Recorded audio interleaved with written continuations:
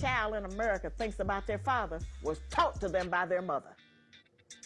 No baby gonna grow up and know if the father ain't there, he just think that's natural. The father don't do nothing for him, he think that's natural. Until the mother says, you no good daddy ain't here. He don't love you, he don't do nothing for you. He left us. That's how a child learns about his father. But we know now some of the reasons that a man can't stay. We know now what happens with you, what the pressures are on you, and how this whole society is designed to destroy you and keep you from getting anything. Don't want you to have nothing, not a little bit, don't want you to have nothing. And so we need to try to make up on that and recognize that we got the same enemy. We're not the enemy of each other. They never talk about the fact that we've been petitioning America since the 1700s to behave as a free nation. And we've been forcing our petition on them. So that civil rights movement was nothing but us forcing our petition on America to be more humane. Everything in their Constitution that reflect humaneness has come from the African forcing it on them. The 13th Amendment, the 14th Amendment, the 15th Amendment, those civil rights laws were strictly for black folk. They had nothing in the world to do with immigrants. Immigrants have no rights in this country, legally or illegally. They are guests in the country. Women, that it had nothing to do with gender, transgender. But what has happened since they shut black folk down under the public policies of benign neglect and political correctness, black folk have been rendered invisible. And everybody has captured and hijacked everything that was designed for black folk. That's why there's no black progress in America. You're still in the same position you were in 1860. You haven't moved one iota. When somebody else knows more about yourself than you know of yourself, then you have volunteer slavery all over again, or slavery by default. We have to recognize that we need to, as a community, monitor the police very carefully. We need to look at what's going on. When you see someone being arrested, don't just move on. Watch carefully. Make sure that if there's anything going on, you are able to report what happened. Well, again, there's no such thing as white supremacy, and also there's no such thing as police brutality. That's another lie that's being made up to confine black people, to manipulate them, control them, to get them to believe in a lie. If you notice, the people who are having negative outcome with the police are black people who are criminals, or when they're stopped by the cops, they're not following the instructions of the officers, and so they put their own lives at risk. People just accept their lot.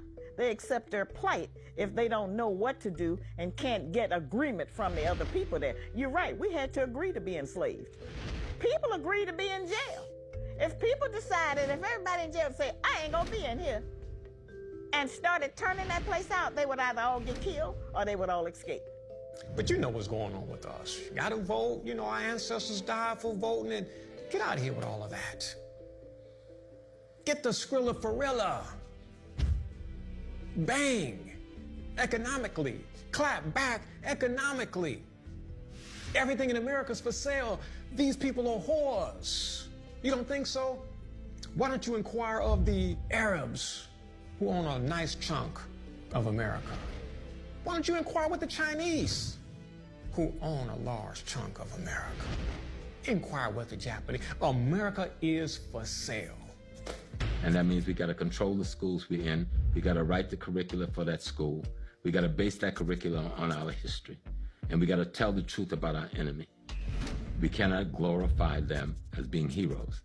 The problem was that education ain't worth a quarter if benefits don't follow the education. Which means if you get a black person who's got an education, where are the benefits to go with it? I got black kids right now getting master's and doctor's degrees and working at McDonald's and Burger Kings because there's no place to apply it. Because we never think about the future. We always think we're lucky to get an opportunity, and it's not going to happen twice. I make the opportunity, and that's what you have to understand. And that's what we've had to do. Survival is making opportunities. So instead of making bum opportunities, think about bigger opportunities. You have to just dream bigger and make bigger things happen. Anything is possible if your brain can visualize it, period. Let's do a power march. Let's put $20 in our pocket and march to the nearest African-American-owned business. Let's spend our money with our people. Let's find a way to do it. You can do it once a week, do it once a month, but let's start with $20 because that's doable. Everybody can put $20 in their pocket, find a black business, maybe a restaurant, could be a clothing store, music, whatever it is, street vendor, whatever it is, spend your $20. Try to get people together, do a power march. Get 30 people together with $20 in their pocket. Start there. Let's be real about what we're facing. I try to make it a practice, and it's hard for me because we don't have that many options. But when I'm out somewhere and I'm shopping and doing something, before I go home, I'll find somebody black to buy something from. Because I figure if I'm going to give all my money to the white people and the Asians, then I may as well find somebody black and give them a couple of dollars. Not out of duty of our obligation, but they got something I can use. One of the ways to come out of some of that is to start eating green foods, organic. They have not the pesticides, and they are coming out of healthy organic soil. So we're going to have to start growing in our backyards, on our windowsills, getting farmland, getting seeds that are whole seeds, so that we will now begin to have foods that are directly connected to sunlight, that's connected to our melanin, and then when we're in harmony, then we don't have any issues. We don't have the diabetes. We don't have the high blood pressure. We don't have the fibroid tumors. We're not violent towards each other. It's not a dog-eat-dog world. But what we're eating is what we become. We have to invest in land. We have to invest in gold. We have to invest in silver. All the pawn shops got tons of silver you can get for $5 and $10. See, people don't know about this. There's a little trick. You know, you can go grab that. You can grab the gold, all the gold chains and the gold jewelry that grandma has and all of our older family has. Don't pawn it. Don't send it in like these commercials tell you, send in your old gold. Gold doesn't get old. Okay, it just increases in its value. So it's kind of like, see, that was another trick. So we have to invest in all of these natural resources. But we've been trained to hate each other, to hate on each other, to compete with each other, to extrapolate power from each other. You can't get no power from white society. You can't roll up on white society and stunt. Look at the Bentley I'm in. Yes, that my grandfather's is the one who created Bentley. Look at the Versace. Yes, that's my uncle. You can't floss on white people, but you can on black people. So we gotta break up with all of these contentious beliefs that we have about each other and start working together and start building with each other. I learned from some of the best players in the business, and they taught me a hustler is trying to get paid by path of least resistance. 25 to life, that sounds like resistance to me, right? So we not going that way. So we have to reroute the players, just the same way I said I changed the word hustler to mean, hey, if you're working at McDonald's, that's your hustle. If you're going to school, that's your hustle. Well, check this out. You want to be gangster, duck the penitentiary, get your money, but don't give them a chance to catch you. The best hustle is a legit hustle. You can still be tough, you can still be that fly guy, but don't play yourself into the penitentiary because it's a bottomless pit. Because the concept of black folks with guns in their hands terrifies people. And we know that white folk in this country are really scared. They've always been scared.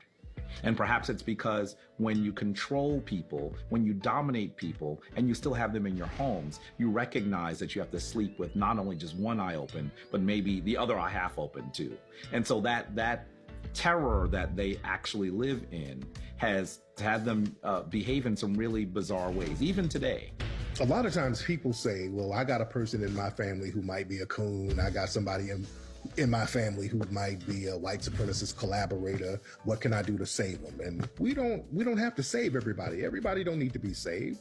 When it comes to empowerment means just that. We want people to be around who's going to empower us as a group. We don't need somebody who's trying to get extra butter biscuits from white daddy. So we need to learn how to cut certain people off if they're not going to help us grow as a collective group, and just charge them to the game because they're useless anyway, and they're just going to be more of a hindrance than a help anyway.